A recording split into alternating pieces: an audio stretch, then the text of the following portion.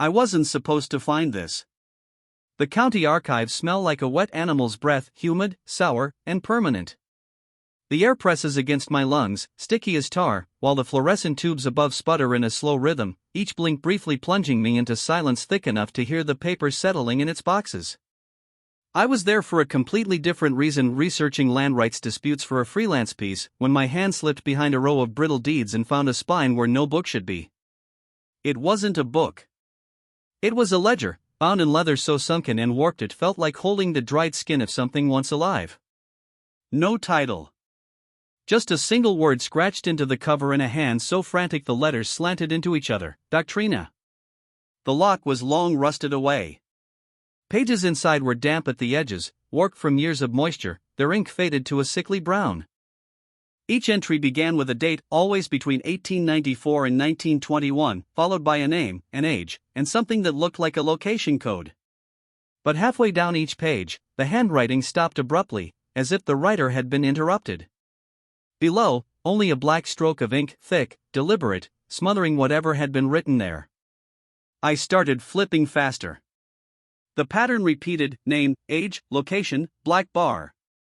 Some of the black was glossy, as if it had been reapplied decades later. In the corner of certain pages, faintly carved into the paper fibers themselves, was the same number over and over: 97. The ledger wasn't catalogued in the archives database. It wasn't stamped or labeled. It didn't even belong there. When I asked the archivist about it, her expression was off. Not confusion, calculation. She adjusted her glasses, told me she'd never seen it before, and took the book from me with both hands, fingers pressing so hard into the leather I thought she might split it open. She disappeared into the back room and didn't return for 15 minutes. When she did, her tone was different. The ledger was misfiled, and I shouldn't have been digging in the restricted section. I didn't remember any signs marking it restricted. I left, but not before noticing something small and ugly: her hands. When she returned the ledger to a box ostensibly to reprocess it, she was wearing gloves. She hadn't been before. That night, the images wouldn't leave me. The dates. The black bars. The carved 97. I dug deeper online, searching the county's historical census records. Between 1894 and 1921, the population of a small settlement deep in the Appalachian ridges, called simply Harrow Creek, dropped by exactly 97 people. Not over decades. All in clustered bursts, years apart, with no recorded cause. The settlement doesn't appear on modern maps. The only trace is a surveyor's note from 1930 describing foundation remnants and a structure of unknown purpose. I told myself to drop it. But curiosity is a muscle I've trained into compulsion. The ledger wasn't just a misfiled oddity, it was an obituary with the cause of death amputated from history. And yet, the more I thought about it, the more I realized what unsettled me most wasn't the missing text. It was the fact that someone recently enough to leave glossy ink was still blacking it out. Harrow Creek wasn't just a settlement. It was the site of something called the Hollow Doctrine School for Moral Rectitude, a name so heavy with self-importance it practically collapsed under its own weight. I found it buried in a 1912 issue of the Charleston Gazette, back when a half-page of print could grant a place a veneer of legitimacy. The article described the school as a sanctuary for the reform of wayward youth and the moral uplifting of the Appalachian poor. Funded jointly by the state's Social Improvement Board and the Episcopal Outreach Mission, it promised education, vocational training, and the installation of civic virtue. It was run by a Reverend Dr. Elias Harrow, a name that immediately set my skin crawling. He was presented as a saintly figure, the son of coal barons who had turned his inheritance toward the betterment of mankind. The grainy photograph in the paper showed a tall, austere man with a high collar and eyes that seemed to bore straight through the camera lens. In every official account, the doctrine school was a triumph of moral engineering. Children from impoverished families were invited to stay, learn trades, and re-enter society with purpose. But something didn't align. In 30 years of operation, not a single graduate's name ever appeared in census rolls, marriage records, or death notices outside of Harrow Creek. They simply stopped existing on paper. The more I dug, the more the record fractured. The state archives held a stack of Social Improvement Board reports praising the doctrine's discipline and retention rates, yet the numbers never matched. One report from 1915 boasted of housing 83 students, while the ledger I'd found in the county archives listed only 46 names that year. The rest were either missing or blacked out. I requested access to the Episcopal Outreach Missions archives in Wheeling, and after 3 weeks of carefully worded emails, they sent a polite but icy reply: "The records you seek are incomplete and contain nothing of genealogical value. Further inquiries are not encouraged." Still, paper leaves traces where people cannot hide. In a forgotten folder of the Department of Health's annual reports, I found a 1908 inspection document stamped confidential. It wasn't addressed to the public, it was an internal memorandum noting unverified fatalities at the doctrine school. The deaths were attributed to fever or accidental injury during vocational labor.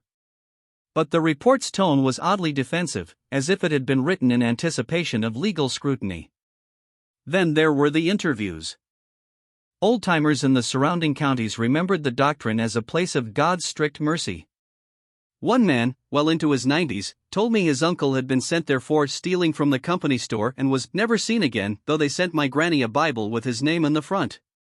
Another woman, whose grandmother had grown up nearby, said families didn't talk about the doctrine because good folk didn't ask why some children vanished, and the bad folk already knew. Every source, every document, every whispered recollection seemed to circle the same unspoken fact: once you entered the hollow doctrine, you didn't come back. What made it worse was Reverend Dr. Elias Harrow's own writing. In a 1910 pamphlet, part sermon, part recruitment manifesto, he described the school as a vessel for those unsuited to the current age, where they might be reshaped in service to the next. His language was ornate, almost beautiful, but threaded with something colder, a belief that the people he took in weren't broken, they were raw material. Raw material for what? I couldn't stop reading the line that followed: "And once the vessel is sealed, its cargo must never rejoin the sea."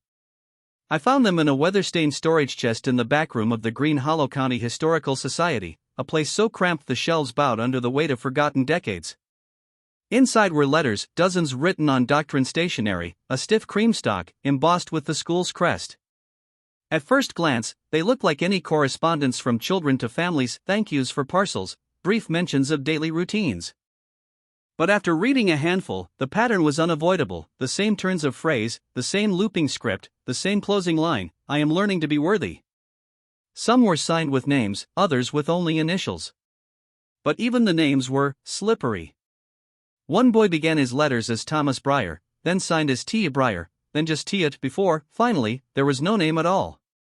One girl, Agnes Delaney, became AAD, then D, then nothing. I almost missed the most disturbing piece. Folded inside one letter was a page of practice lines, like penmanship drills: "My name is blank. I am learning to be worthy. My name is blank." Each blank was left empty. There were no letters from the same child beyond a year's span. In the Society's oral history tapes, an old woman named Margaret Boyd, whose aunt had been enrolled at the doctrine in 1916, spoke with a strange certainty: they made her forget her birthday first. Said dates were a distraction from the work. Then they changed her name to Eva, though we never had an Eva in the family. By the time she was 18, she couldn't remember the river she was born beside. Then Margaret said something I can't stop replaying: she didn't die there. She just stopped being anyone. The doctrine's own photographs reinforced the horror. In a 1915 group portrait, 20 children stand in 2 neat rows, dressed identically in dark smocks. Their faces are slack, unsmiling. In the margin, someone had written their first names in faint pencil, except every name was the same: Elias. Another photograph, 3 years later, was nearly identical: same poses, same building backdrop, same names in the margin. But the children's faces were different.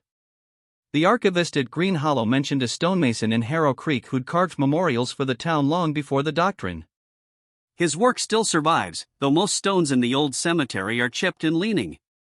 When I found them, the names were there half legible, but each one had been violently scratched through with chisel marks, as though to ensure no passerby could read them. Near the edge of the cemetery was a single unmarked slab. I almost walked past it, until the sunlight caught a shallow carving, the number 97, etched and re-etched until the grooves were polished smooth by decades of rain. It wasn't until I met John Hensley, a retired postal clerk whose father had worked as a doctoring groundskeeper, that I understood the depth of it. They had a room, he told me quietly, with walls lined in mirrors. But the glass was wrong. You'd stand there long enough, you'd forget what you looked like. He paused, eyes darting to the empty road before us. My father used to say they weren't erasing people. They were unmaking them. Piece by piece. The hollow doctrine building still stands, or what's left of it, its roof sagging like a bowed head, the windows blind with dust. I hadn't planned to go inside that day. I'd only wanted photographs of the exterior for my notes.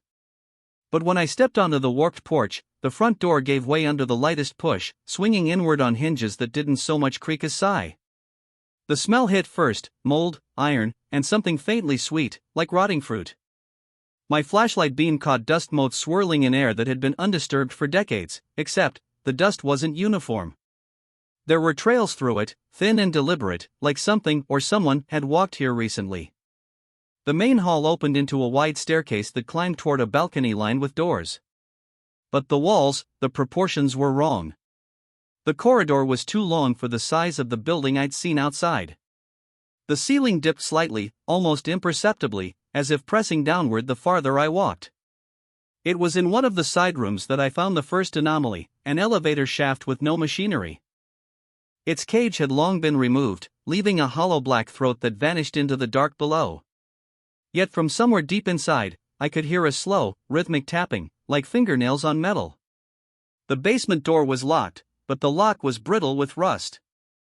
I broke it without effort and descended into a narrow stairwell that seemed to spiral more than it should.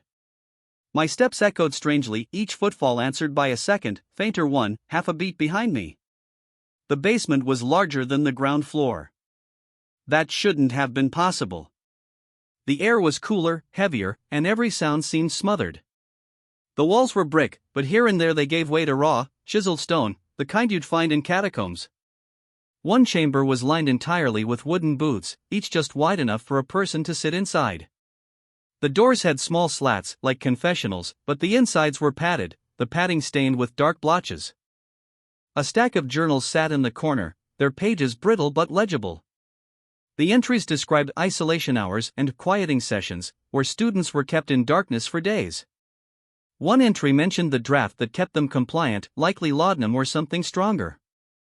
Further in, I found a room with dozens of mirrors, each warped or fractured. My own reflection shifted unnaturally, lagging behind my movements by a fraction of a second. When I stood still, my reflection didn't. Its lips moved soundlessly until, very faintly, I heard a whisper, not in my ears, but behind my eyes, "Do you remember your name?" I left the mirror room quickly, but the corridors seemed different now, turning at sharper angles, doubling back. I could have sworn I saw the same wall 3 times. The farthest chamber was the strangest, a vaulted stone room, lit only by the shaft of daylight from a cracked ceiling. In the center was a ring of candle stubs, all burned down to their bases except one, which burned with a steady, pale flame. When I approached, the flame didn't flicker. It bent toward me. And then I saw the floor, dozens of names carved deep into the stone, each one scratched over so violently the grooves were splintered. But if I stared long enough, the scratches seemed to shift, and the names began to emerge, faint and incomplete: Agnes, Thomas, Elias, Elias, Elias. The air felt thick, charged, as if the room itself were holding its breath. I turned back toward the stairs, only to find the door had moved. I thought the hollow doctrine was an isolated monstrosity, a single, festering wound hidden in the folds of the Appalachian hills. But the deeper I went, the more it felt like just one node in something far older, far broader.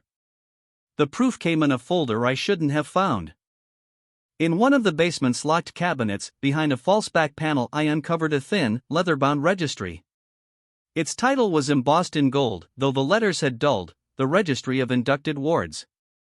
At first, I thought it was another ledger of doctrine students, but the names spanned dozens of locations: the St. Anselm Reformatory for Girls, Vermont; the House of Gentle Correction, Missouri; New Corinth Institute of Civic Purity, Texas.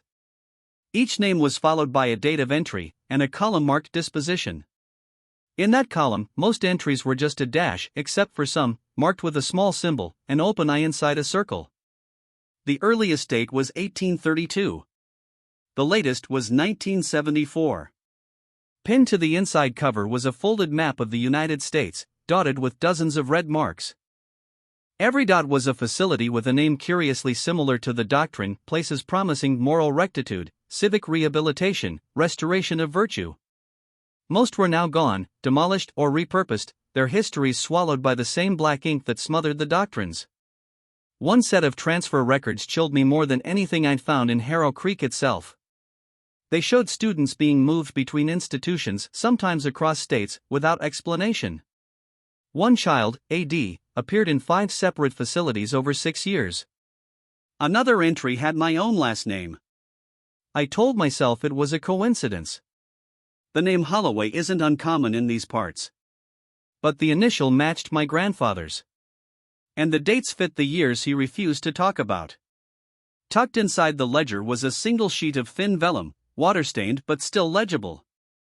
It was headed the Order of the Fifth Veil. Beneath was a list, not of people, but of tenets. They read like scripture but rang with something colder, bureaucratic. The unfit must be shaped. The shaped must not return unshaped. The vessel must be sealed from the sea. The name must match the purpose. The purpose must be unseen. At the bottom was the open eye symbol, its iris carved with 5 radiating lines. Once I knew what to look for, I saw it everywhere. A stone lintel above the doctrine's ruined chapel bore the same open eye. An archival photograph of St. Anselm's Reformatory showed the emblem worked into a stained glass window. Even the journal entries from the padded booths in the basement contained small sketches of it in the margins, as if drawn absent-mindedly by someone who couldn't stop seeing it. A phone call with a retired state inspector confirmed my growing suspicion. He told me, in a voice trembling with age, that the doctrine-style programs were part of an unspoken agreement between certain church orders, private charities, and quiet branches of government. They moved them like cattle, he said. Children, vagrants, dissidents. If you caused the wrong kind of trouble, you got reshaped. Some didn't survive it. The rest didn't survive themselves. The more I pieced together, the more the map in my mind grew, not just of places, but of decades. The hollow doctrine wasn't a relic. It was a survivor. And if the registry was accurate, some of these facilities never actually closed. They simply changed names, adjusted their language to fit the times, and kept their doors open. Somewhere, the fifth veil still watches. The last door in the doctrine's underbelly wasn't locked. It was waiting. I followed the stale draft into a chamber I hadn't seen on any floor plan. The walls were smooth stone, carved with the open eye emblem, each iris gouged so deep they could hold water. In the center, a single chair sat beneath a hanging light. Leather straps dangled from its arms. She was in it.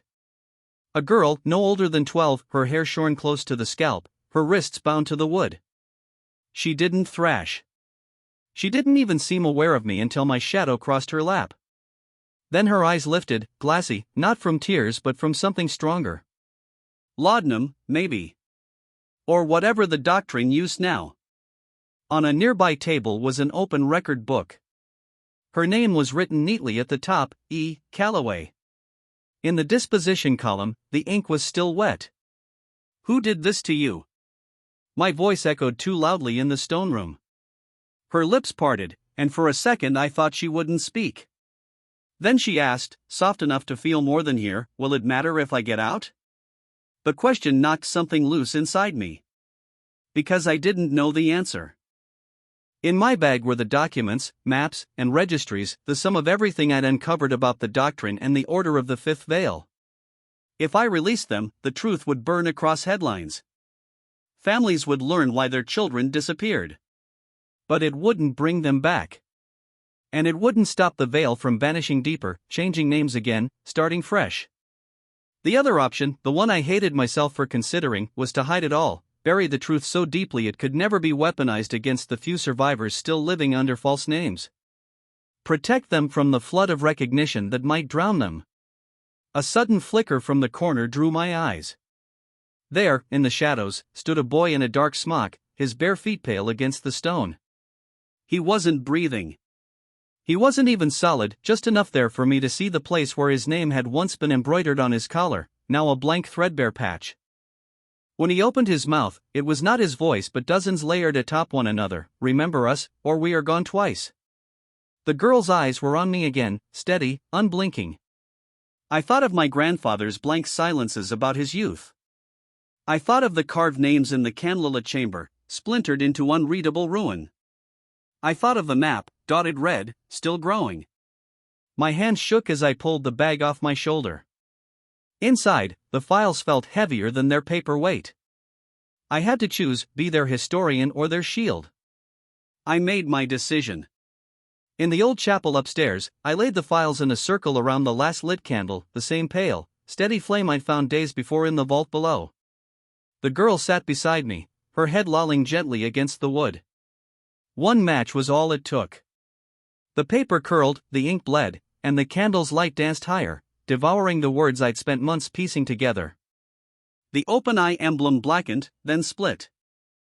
I told myself it was to protect her, to protect the others who'd managed to slip the veil's net. But as the last page disintegrated into ember and ash, I felt their eyes on me, the ones who would never be named again. When I left, I didn't snuff the candle. The Green Hollow Gazette printed it without comment, sandwiched between an obituary for a local war hero and an ad for farm equipment. A structure fire of unknown origin consumed the former Hollow Doctrine building late Sunday evening. No injuries were reported. Preliminary inspection suggests faulty wiring and weather-related deterioration as probable causes. No mention of the candle. No mention of the files. By the time the state fire marshal arrived, the roof had collapsed in on itself, the stone walls scorched black. The basement was declared unsafe for entry. Whatever lay beneath those booths, the mirrors, the carved names, was sealed under tons of rubble. The recovery crew's inventory was as hollow as the doctrine's promises. No significant archival material recovered. Remains, if present, unrecoverable due to heat damage. All identifying markers lost in collapse. They were careful to file the findings under miscellaneous historical structures, a category that meant nothing and led nowhere. I went back one last time, days later, when the smoke had thinned to a ghost of itself. The air still carried the metallic tang of burnt stone and something sweeter beneath, the same rotting fruit note that had haunted the hallways before. The ground was brittle with ash that crumbled under my boots, yet in one corner of the ruins, something small resisted the burn. It was a locket. Blackened on the outside, but when I pried it open, the inside was untouched. A child's sketch was folded neatly inside, two figures holding hands beneath a crooked sun. Neither had faces.